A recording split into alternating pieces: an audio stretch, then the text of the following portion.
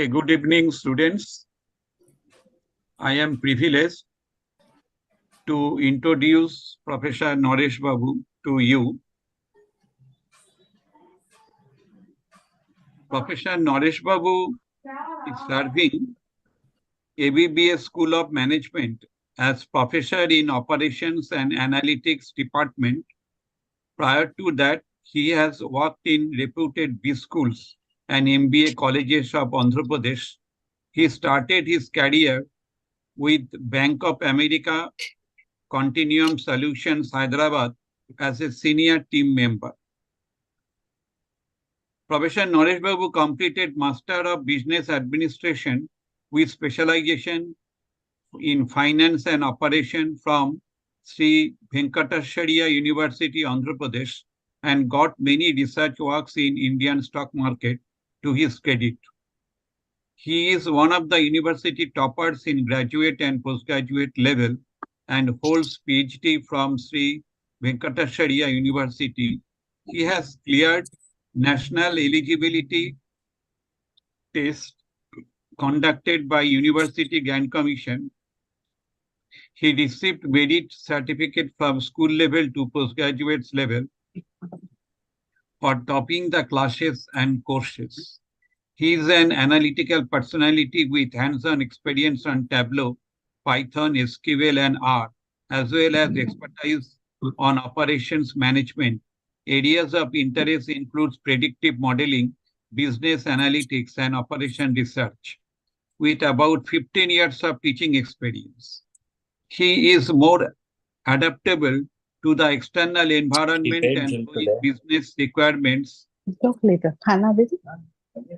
And I know it. Very. hello. Yeah, please. And sorry. He is more adaptable to the external environment and growing business requirements and completed course, Business Analytics and Artificial Intelligence by Virginia Polytechnic Institute and State University, March 2021 to August 2021, and also Financial Market course from Yale University in October 2020 with honors. Published and presented 37 research papers in different national and international conferences. He has contributed 24 national and international journals, participated in 34 faculty development programs. He received appreciation from Swayam platform for translating financial accounting course into Telugu language. He is a certified investment advisor from NISM National Institute of Securities Market and also holds a master's degree in mathematics from SV University. He also holds 20 certifications from various IITs through NPTEL and Swayam platform. And she received several awards like LMA Best Business Case Study Award in 2020, NPTEL Discipline Star Award from Swayam MHRD in 2023-2021, NPTEL Belvedere Swayam MHRD in 2021, Best Employee Award from Bank of America Continuum Solutions in 2007. He is attached to it several institutes like he has membership in NHRD Kolkata chapter, member in Bangalore University Affiliated B School Directors or Principal Association, lifetime member in MTC Global since 2015. Now I am fortunate to say that is we have received lot of academic support from Professor Naresh Babu to write one book on statistics in collaboration with ABBSM Bangalore and our Ravindric Psychotherapy Research Institute Trust. The next one, that is, we have received his support in collection of the data regarding the Ravindric value assessment. We have received his support through his guidance to his student of ABBSM Bangalore. Besides that, I can share that is, he presented one national level seminar in RPRIT, and all the participants, they were very much happy and they were energized to learn about the content of his lecture. So you know that is Ravindric Psychotherapy Research Institute Trust aims at developing the research potential among the students. Therefore, the institute is inviting Professor Naresh Babu to train you about the basic statistics, which is in your syllabus. So now it is my pleasure to share that our students here, they are qualified students and they have the basic knowledge about research. They have learned research methodology as well as the art script through the courses. And this is the last paper wherein they will understand different concepts of the statistics, particularly the basic statistics, which will be applicable for their research activity. So now this session is over to Professor Naresh Babu. Thank you very much, sir, for my introduction. It's really pleasure to work with you. I think we are working from last 9 to 10 months, and I have learned many things from you, sir. So this is what I can. Even I used to share the same thing with my professors also. Like I consider you also as one of my guides. So thank you for giving me the opportunity to share my knowledge with you, sir. Okay, so now I believe almost all have gone through the profiles of the students. So though, since it is a class, I'm just calling you people as students. Otherwise, I know you have completed, some of you have completed your PhD. One person has submitted your thesis and one person is about to submit. So definitely, I believe you as a learner, as myself, that's all. Okay. So now we are going to see something about the frequency, percentage, percentile, central tendency, and variability. So since it is the first class, I just wanted to tell there are different stages of learning. Okay, so maybe it will take a couple of minutes so that we'll come to know where exactly that we are standing. So after that, we can see the syllabus or something. Usually, many people will start their journey as unconscious incompetent learners. So this is the first stage of any learner. So unconscious incompetence. So I try to just ask certain 1 or 2 questions with the permission of sir. It's not it is not to test your knowledge, but to understand how to deliver my subject. So this is the first thing. So can any one of you just tell, like, what do you mean by unconscious incompetence? So I'm reiterating once again, it is not to test your knowledge, but to understand like how I need to deliver the content. The only thing. Yes, please. What do you mean by unconscious incompetence?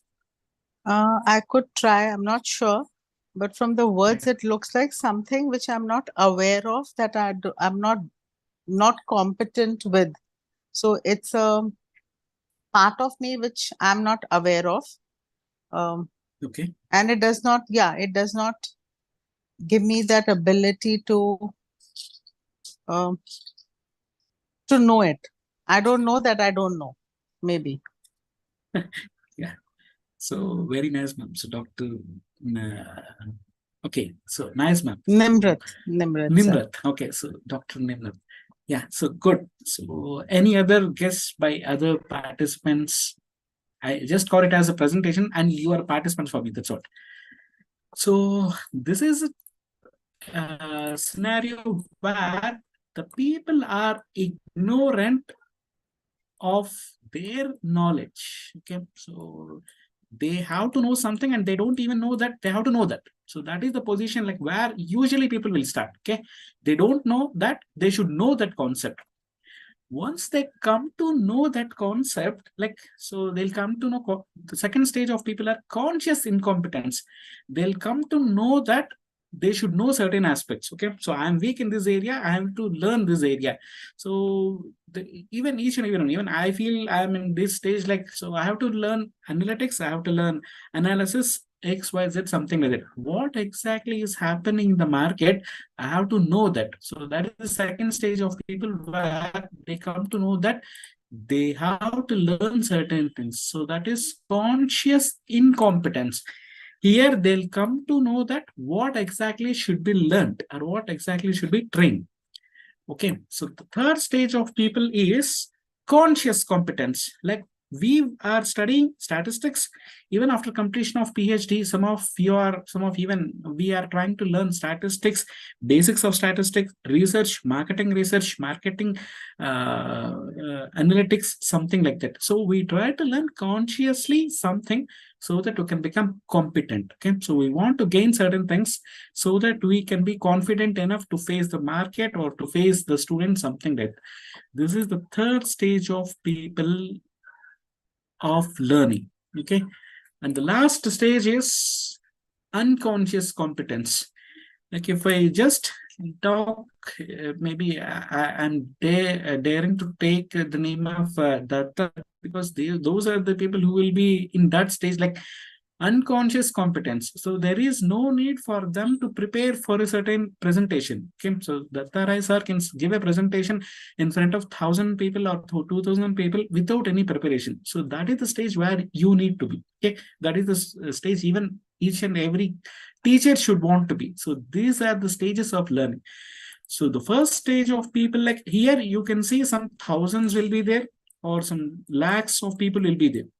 Coming to conscious competence, very even 50% of the people come to know that they have to know certain things and they feel that, yes, I'm weak in this area. So that's the second stage of identifying their weakness. Okay, the third stage is, since they have identified, even everyone, if I identify that I'm weak in area, I try to modify my I try to learn something. So skills which are contemporarily accepted in the market. So that is what is conscious competence. Okay, initially I try to learn something very consciously, very carefully. So as of now, I'm doing with many NPTEL courses and you are a part of this thing, and each and everyone tries to know very seriously. Okay, so consciously we'll be putting effort. This is how we have learned it, riding a bike. This is how we have learned driving a car. This is how each and every person learned cooking. So cooking, in the first stage, in the starting stage of learning, everyone will just try to see that how much of okay, I'm sorry, how much of salt should be given, how much of this should be given. So one teaspoon, two teaspoons, something like that. So we'll be consciously taking care of each and everything. Once we have become expert, now even my mother or the people who will be just they'll be talking to us and they'll be just cooking that thing. So that gives them an edge of the practice. So even the statistics or what the courses or analytics, whatever the research that you are doing, if you practice continuously, then you'll become unconsciously competent in that. You'll become very strong in that, so that there is no need for you to prepare and to go for the lecture. So this is what the last stage of learning. So with this, I start the present topic, which is frequency. Okay. So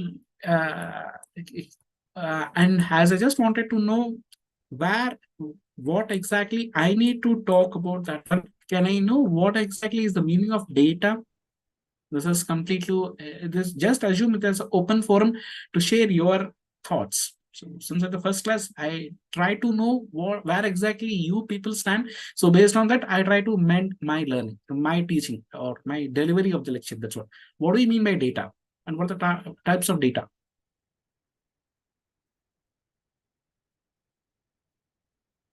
What is data? Data And means what we is are collecting information? some information. Okay, so you're calling it as data and information. Is there any difference between these two, or can I assume these two as same?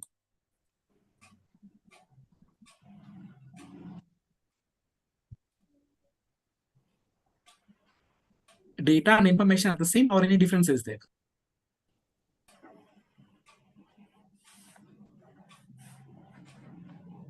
So I got some message, qualitative and quantitative data. So Dr. Nimrat has mentioned qualitative data and quantitative data. Fine, good. So how Sir, do primary you? data and secondary data.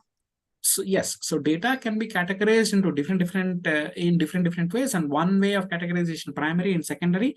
Like if you are collecting for the first time, you call it as primary data, and if you are already collecting data from some other sources, you call it as secondary data. So coming to qualitative data and quantitative data. So what is quantitative and what is qualitative?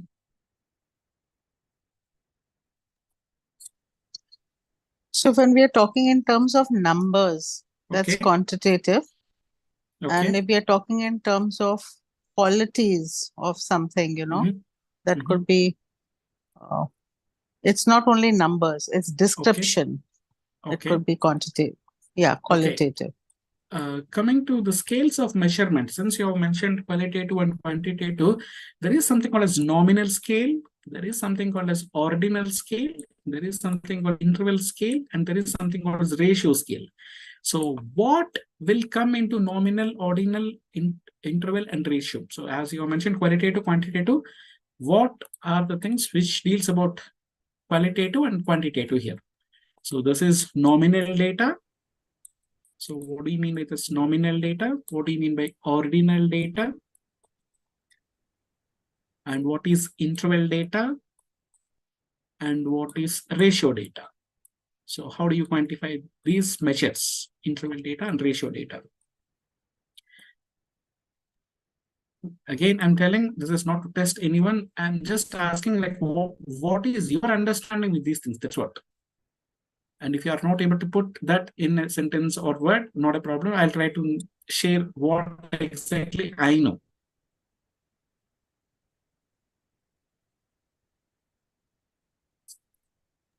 So qualitative and quantitative. Yeah, please.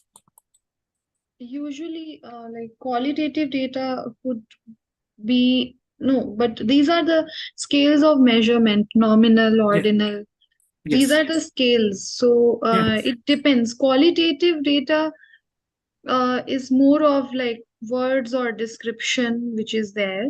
Okay. So and suppose nominal data, something nominal could be in descriptions, but then also it will be categories basically. Like nominal scale, we basically understand it as categories. Okay. Can you just take out any example of nominal data? Yeah, sure. Like gender, male, Gender. female, or different religions, or any kind of Very- categories if we are defining, which don't Okay. which are not necessarily higher or lower, and just are categories of equal importance, something like that if it is there, and we are just Okay. categorizing. So those categories could be one scale of measurement, and that scale we call it as nominal scale because it is based on names. And Yeah. the So same, you have mentioned gender country's name, color, XYZ in nominal. Religion, yeah. Examples for ordinal. Yeah, example for ordinal. Now, ordinal would be one characteristics would be added, and that is those categories, if those categories are in some order. So, for example, if we are defining three categories like short, medium, short-heighted, medium-heighted, and tall. So in that case, these are in orders. We don't actually know that what is the difference between these two values, like how much short and how much uh, like what is the difference. But we just know that short will be lesser than the middle or medium, and medium will be higher than short and lesser than tall. So like that. So if in categories we have some kind of order. Another example could be of socioeconomic status, like low socioeconomic status, middle class, and then high class. So on the basis of their economic status, so we would know that by saying that it is an ordinal scale, we can understand that the categories are in some order, they follow some order. Someone is a little lower, some category, and some category is higher. So that ordinal, in ordinal, the 1 + 1 characteristic is the order. Fine. So social status or class in which you are studying and the height, weight, something like that. So that is ordinal. Nice. What is interval and what is ratio scale? Then again, an interval would include one more characteristic in which we can basically, like in ordinal scale, we cannot use arithmetic analysis to do like, but in interval scale, we can. Basically, interval gets its name by saying that it has in between two values, it has equal intervals. So if we are saying temperature is a very good example of interval scale, how we measure the temperature.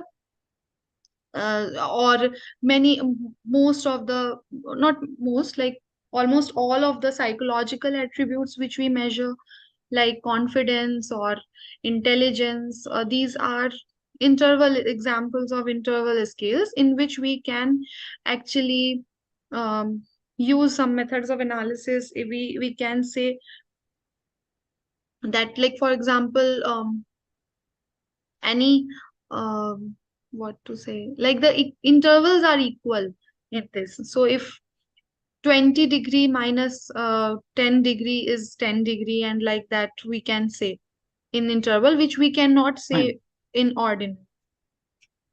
Yeah. So arithmetic operations can be performed with interval scale data, but it cannot be done with ordinal data.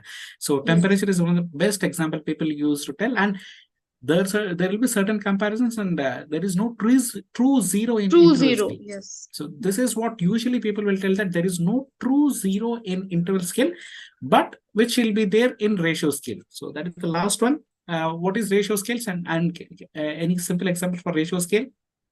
Yeah, simple example would be weight or height in the sense like how we are measuring height in meters or any length.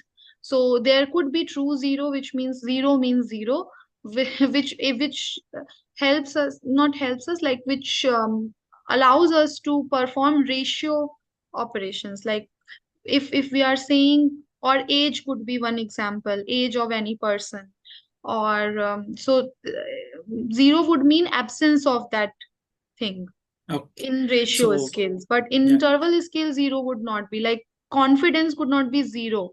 Like there is no actual zero value, though we are measuring it, but there is no actual zero value.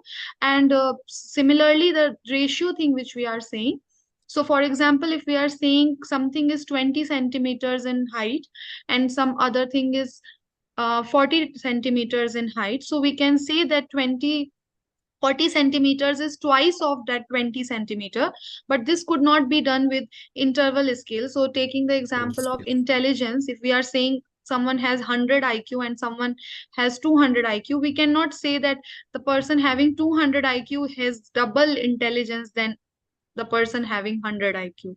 So Yeah. That's what. That sort of comparison cannot be done in interval scale, but in ratio scale, you can do that. And in the case of production, assume that if production is 0, that means there is no production. You can produce 10, 20, 30, 40, something like that. So in that, true 0 or 0 exists in ratio scale, which is not there in interval scale. So if I start talking about frequency distribution, it is a statistical method of organizing and summarizing data by organizing into groups. So first you should know what is the data and how to organize that. So definitely Edward Deming, I hope you might have come across the name Edward Deming. He has mentioned whatever is measured that can be managed easily. Okay, so that means first you should be able to measure something. Okay, so that's why I told about the scale, the data and scales. And coming to the qualitative and quantitative, nominal and ordinal scale measures will represent mostly the qualitative, and interval and ratio scale data will represent the quantitative things. As one of the professors have mentioned about, like, qualitative is quality related aspects, and quantitative which deals with the numeric data. Okay, so though even in nominal and ordinal we'll have certain numbers which represent certain qualities only. Okay, so but in interval scale and ratio scale you try to use actual numbers. Maybe comparison also can be done if you go level by level: nominal, ordinal, interval, ratio. You can just remember like that. Okay, so and one more categorization of data is there, like discrete data and continuous data. So that will be my last question for you in terms of data. What do you mean by discrete data and what is continuous data? And I want an example. So what is discrete data items and what is continuous data items? And I want a simple example so that I can proceed with the discussion. As far as now, I feel I can straight away take my subject because you have given clear explanation. Fine. So what is discrete data? What is continuous data? Simple example, then we can go to frequency calculation.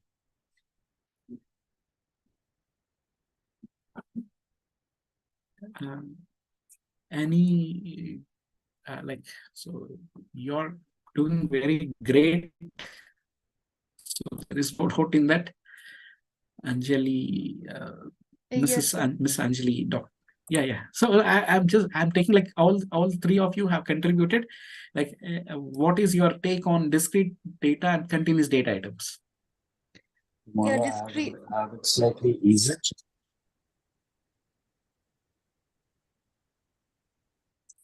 Yeah, please continue. Nimrat ma'am, you were saying something? Sorry. I can try this. Yeah. So discrete is the categories are specific. They are like discrete would be like, how would you say? Gender could be a discrete, and continuous is something which uh, can be in different proportions. It can be a, you Yeah. know, Yeah, one and example could be like if we are counting family members, or how Mhm. many people are there in a Mm. family. So we cannot Yes. say half a person or Mhm. 1/4 person. So Okay. so units are intact, like each unit is there. So that is discrete, and continuous could be which can be divided into like fractions. So which is continuous, like height. So height would be, there could be, it depends on how much precision we want. It will be continuous, like it will not be discrete, it will not be in units, exact units. Oh, okay. It could be, it is something like discrete or individual items and things which will not find relationship with other things which are present there. Whereas continuous would be running as a straight line. You'll find everything to be there continuous. Somehow they are connected and linked together. Yeah, like if you are Okay, making this okay. integer line, so we can see that 1 to 2, 1 to 2, it is So many numbers continuously would be going. there. Okay. Yeah, and discrete would be that there is no in between, either it is 1 Like or for it is 2. example, cars are there. Yeah. Red, Nice. blue, black, pink cars are there. So, okay, colors are there, but You cannot say red is related to blue, blue is related to pink. So they will stand alone as different things. So they are discrete. Whereas if I say like I'm measuring, I want to know about height. So height can be 1.5 to 2.5. Everything will fall in a same line there. So it becomes a continuous thing. Nice. I should really thank Datta Rai sir to be staying in the class, because otherwise all the ladies are trying to attack me. So fine. So good responses I'm getting. So discrete means which can be counted. So if you are able to count certain things, so that data items are called as discrete. And if you are measuring something, so then that sort of things are called as continuous data items. Okay. So till I have studied or understood the statistics completely, I used to feel counting and measuring are same. But once I started understanding the statistics correctly, so then I found that there is a difference between counting and measuring, because majority of the people feel both are same in counting. If you start counting the family number of people in the family, 1%, 2%, 3%, 4, 5 something. One of the participants have mentioned you cannot have half person or 0.75% like that. So if you are counting how many number of units produced, how many number of cars produced, how many number of laptops produced, X, Y, Z like that. So then you are counting actually. So that is a discrete variable or discrete data item. Okay. And if you're talking about the continuous measurement, okay, height, weight, if you see this is a number line, and between 1 and 2, is there any number? Yes, there is a number called as 1.5. Is there any number between 1 and 1.5? Yes, there is a number called 1.1, 1.2, 1.3, 1.4. Is there any number between 1 and 1.1? Maybe 1.01, 1.02, 1.03. So it flows continuously. Okay. So just remember how ant moves from one place to other place. It starts here and it goes here. It touches each and every point of land. So that is considered as an example for continuous data, because there is continuous movement and it will not leave anything. So how ant moves from one place to other place, that is called as continuous data. And for discrete data, you can simply feel how the grasshopper hops from one place to other place. It will be here, it will be moving to other place, it will hop, and it will not travel continuously on the land. So that is the difference between discrete data and continuous data. Is that clear?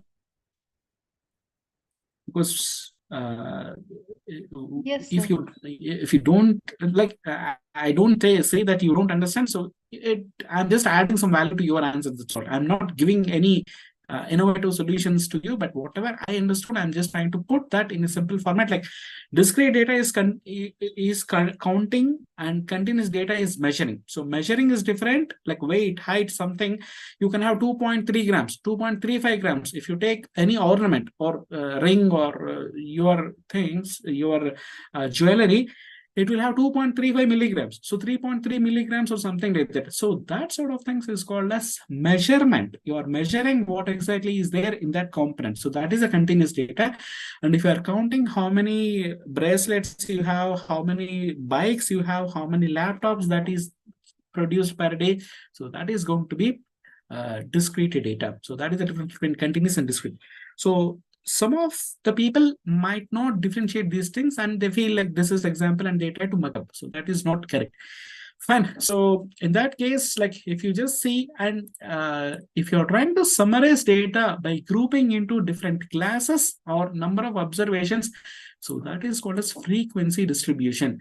And coming to the distribution, I hope you might have come across like normal distribution, binomial distribution, Poisson distribution, uniform distribution, logarithmic distribution. There are multiple different distributions are there, but since it is a basic statistics, I don't want to get into that as of now. Maybe as the course progresses, definitely I try to share my knowledge even in that, share my ideas even in that concept also. And there are basically two types of frequencies. Cumulative frequency is also there. So absolute frequency and relative frequency. So absolute frequency is one thing which refers to the number of times a particular value or behavior occurs in a data set. So that's why you should know what is data and what is the data set. And in data items, it might be continuous items, it might be discrete items, it might be nominal items, it might be ordinal items, interval items, ratio items. So I hope you're quite clear with that. And absolute frequency is the number of times a particular value appears in the data set. It's called as absolute frequency. And coming to relative frequency, it refers to the proportion or percentage of a particular value in that data set. Okay, you're trying to identify, and even in this case, the relative frequency. So how many male, female are there in the present class? So if you're trying to find out how many members are there, it is going to be definitely a discrete number, and you're trying to find out the absolute frequency. Okay, how many male are there in the class and how many female are there?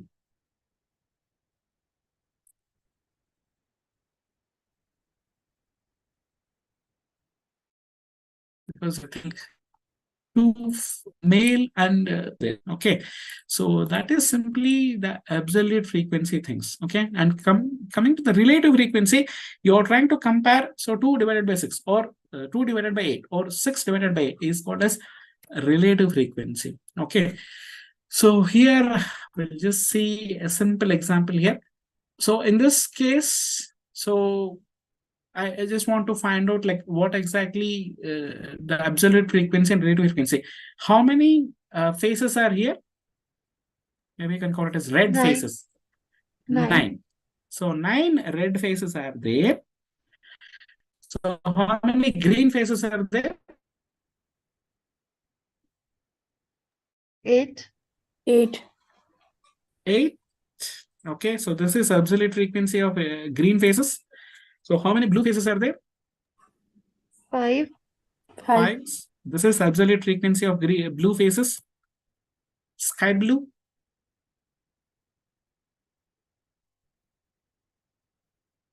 11. 11. 11. So this is what frequency or absolute frequency. So absolute frequency or frequency is how many in this total data set. So assume that these are 4 categories of people. Okay, so red people who are having red faces, people who are having green faces, people who are having blue faces, people who are having sky blue faces. So you're excellent. You have counted exactly. Red faces are 9, green faces are 8, blue faces are 5, sky blue faces are 11. Okay, so this is the basic frequency or absolute frequency.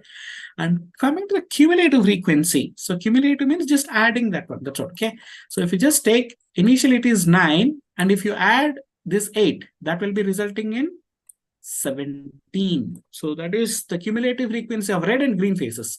If you add this 17 with the blue faces, 17 plus 5, it is going to be 22. So that is cumulative phases of red, green, blue. And if you try to add that with the sky blue faces, 22 plus 11, it is 33. So this is the total number of phases. So cumulative frequency or cumulative absolute frequency. Is that clear? Yes, sir. Fine. So now you have to find out relative frequency. As I told, if you are trying to compare one category with other categories or total categories, so then it is going to be relative frequency or comparative frequency. So if you just see that one, the relatively, so as it is 9 divided by total number of phases 33. It is going to be, if you try to round off that, it is going to be 0.27. So this is the first case. So this 0.27 has come because you're trying to find out what is the proportion of red faces in the total data set. Okay. So if you are trying to find out what is the proportion of green faces, it is going to be 17. It is going to be 8 divided by 33. So as we have got 8 green faces, and what is the proportion of green faces in the total faces? So it is 8 divided by 33. It is going to be 0.24. And if you try to find out the proportion of blue faces, okay, it is just 5 divided by total number of faces 33, it comes to be 0.15. And as I've rounded off to 2 decimals, it has become like that. Okay. And the sky blue faces, we can see that 11 faces are there. 11 divided by 33, it is coming to be 0.33. So this is relative frequency. Is that clear? I feel you're quite familiar with these things, but since it is a course like basic statistics, I'm just telling that. Is that clear, ma'am? Yes, sir. Clear to everyone? And if you try to find out relative frequency, just adding of them. So 0.27, if you try to add plus 0.24, it becomes 0.52. If you try to add the 0.52 plus this 0.15, it becomes 0.67. If you try to add 0.67 to 0.33, it will become 1. So that is 100% of the data. So this is how you'll be finding the categories of frequency. Clear? And in this connection, you have seen the percentage also. Okay. So is that fine? Yes, sir. So now I've just given some kind of schematic or diagrammatic representation for that. Red faces are 9, green faces are 8, so blue faces are 5, sky blue faces are 11. So this is the total frequency. It's a total frequency for individuals and the total I've given here. Okay. So if you try to find out the percentage, like before going to this, I just okay, so fine. Now, what do you mean by basic percentage? What do you mean percentage? So here you can simply see that the percentage distribution refers to the breakdown of total value into components parts. Okay, so if you are expressed as the percentage, so this is what a simple percentage. Okay, if you try to find out how many are there, and suppose in this class, preferred color A, so preferred color green, preferred color red, and preferred color yellow, and preferred color purple. So assume that there are different kinds of people, and how many people are preferring blue? So 20. So 20 people are preferring blue, and 15 people are preferring green, 10 people are preferring red, 5 people are preferring yellow, and 5 people are preferring purple. So if you are trying to find out what is the percentage of people who are preferring blue means, so 20 divided by total number of people into 100. So that gives you the percentage of that one. So since percentage calculations, you're quite familiar with that, I don't want to spend some time on that. Or do you want me to spend any time on this? Or can I just move ahead for quartile or percentile or interquartile range something? So I think you can move ahead.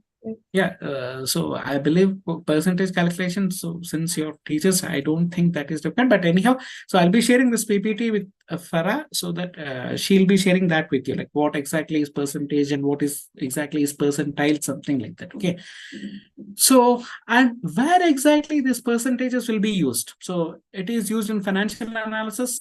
It is used in marketing research. So one person is going to submit her thesis.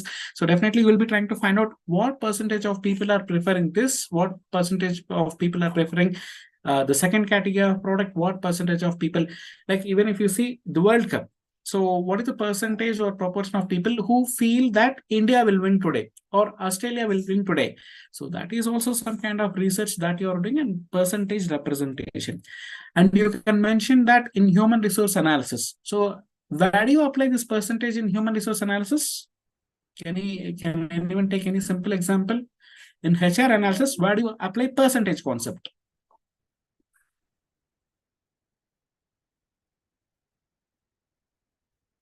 Simple example, like where do you apply a percentage in human resource analysis? Percentage of people to be recruited, or Okay. When you have to find the appraisals for them. So Appraisal. Nice. Next.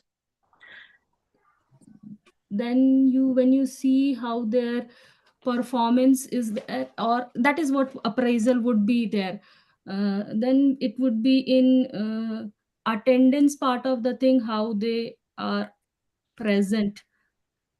That Definitely. part So would also require. yeah, in percentage analysis, assume that, like, I'll just take a simple example. So there are two persons, A, B. So he produced 50 products, he produced 60 products. So I have to give a promotion for these people. So which person will be getting promotion with this data? B. B. Suppose if I just mention, so this is the production rate and this is the time spent rate. So he has spent 100 hours and he has spent 140 hours. So in that case, who will be given promotion? A, because for 100 hours, he could be able to produce 50 products. What is the proportion or percentage or something like that? His productivity, if I try to measure that in terms of percentage something, so for every 2 hours, he could be able to produce one product. Okay. In that case, B should be ideally producing 70 products if in that rate. If he feels that in that rate, so 140 hours, 140 divided by 2 for every hours means he should be producing 70, but he has produced only 60. Obviously, he will be getting promotion or appraisal. So this is how simple percentage analysis will be used. So this divided by that into 100. So what is the proportion, percentage, productivity? So like that. And the quality control. So even if you just take quality control, there is something called as defect and defective. So can anyone differentiate defect and defective? What is a defect? What is a defective item? Defective. If you take a quality control, since you're teachers, I believe you might have come across a normal curve. So, and as this is mean for the data, you might have come across something called as upper specification limit, lower specification limit. And so this is upper control limit and lower control limit. Okay, so what is the, if you feel that if a product is coming here or here, obviously we feel that the product is defect or defective. What is the difference between defect and defective?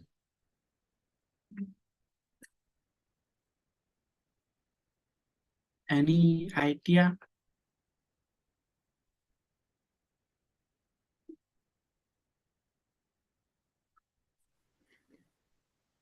Defect is, you're talking about the thing which has went wrong there. Anything. So assume that you're producing a product. You're in a manufacturing sector. And when do you call a product as defect? When you call a product as defective something? What is the difference between these two? Just a guess. Defective would be when the final thing has come up and then you find out that it is not performing the thing which you wanted it to do, so you will categorize it as defective. And a defect is a thing that it will not fit up onto that part of the thing, so you can correct it right down there. Well, defective has taken up everything, it has consumed everything, and the output is, it's not what you wanted it. Okay, fine. There is something called as DPMO. Have you come across this? What is this DPMO stands for? If you're teaching Six Sigma, so I'm taking liberty to ask certain questions because you have completed PhDs also, and this is not to test your knowledge, to make sure that we might have seen these things long back and you might have forgot that thing. So to just refresh your mind, I'm asking certain questions. That's what. What is DPMO stands for? Most probably you might have come across this in Six Sigma category. And other thing, like why I'm asking certain questions is I have just gone through some of the assignments also, and the way you have presented your assignments is really good. So that gives me some kind of edge, like to ask some kind of serious questions also. Okay. So what is defect and what is defective and what is DPMO stands for? Mostly this will be dealt in Six Sigma because I'm talking about the quality control. So, yes, any guess like what is DPMO? No, I have no idea, sir.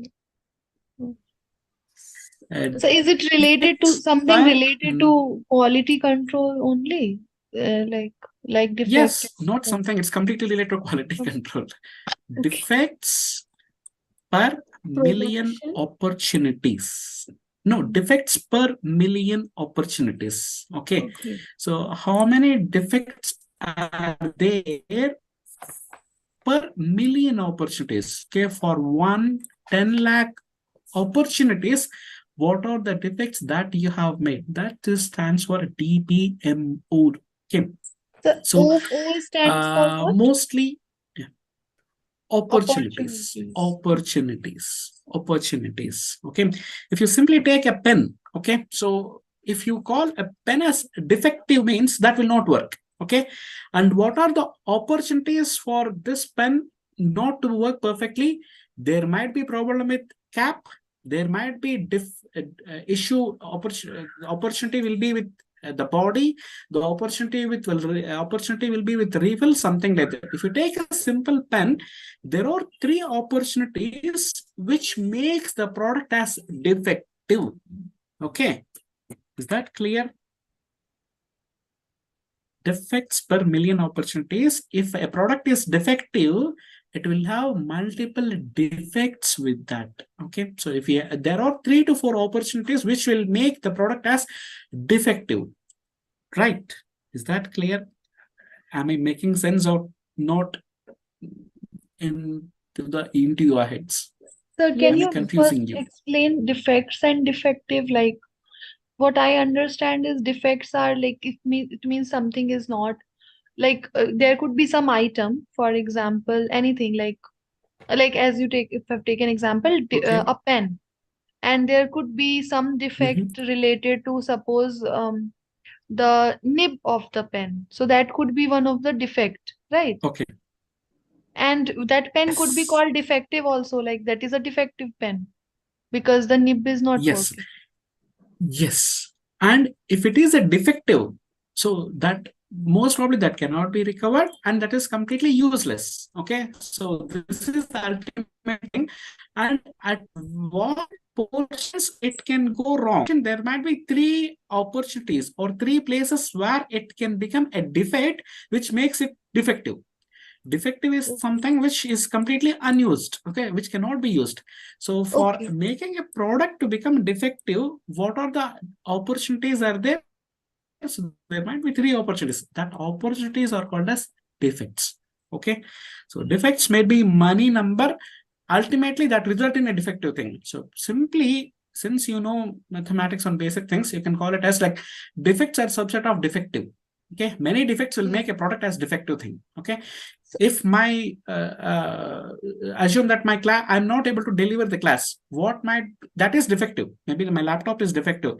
The issues may be the problem with internet connectivity, the problem with mouse, the problem with screen, the problem with heating. Many things are there. All these are defects. All these defects make a product defective or unused. Okay, and one simple correction which I want to make is this is control limit will be in between that and specification limits will be longer. So just make a small correction.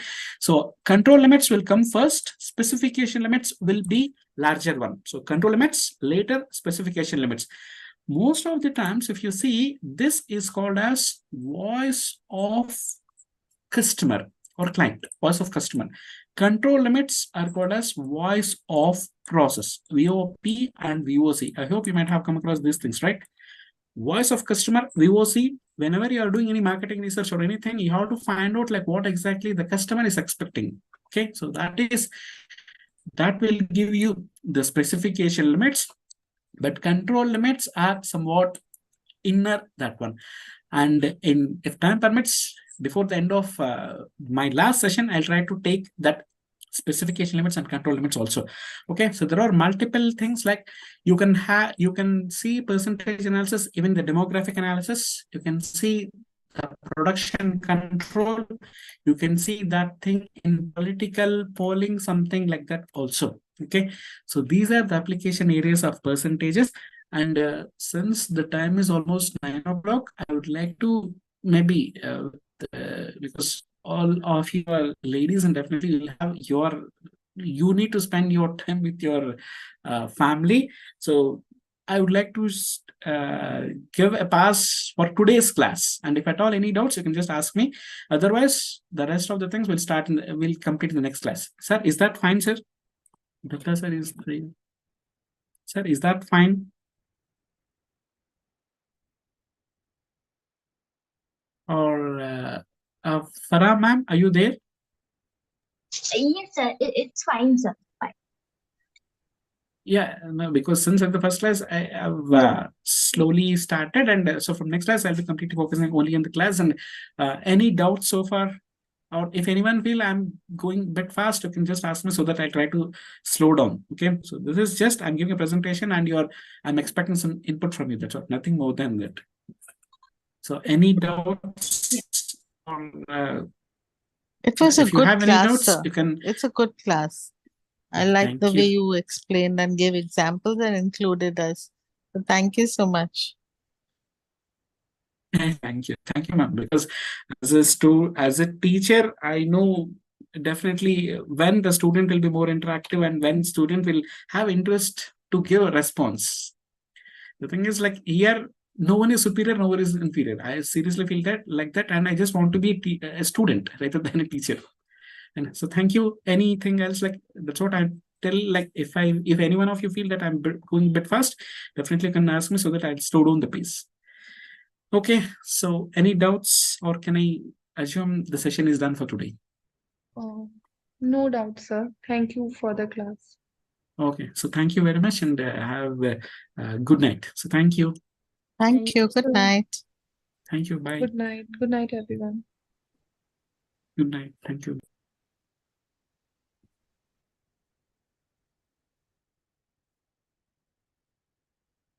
Ma'am, Farah ma'am, can I leave? Sir Yes, is sure, sir.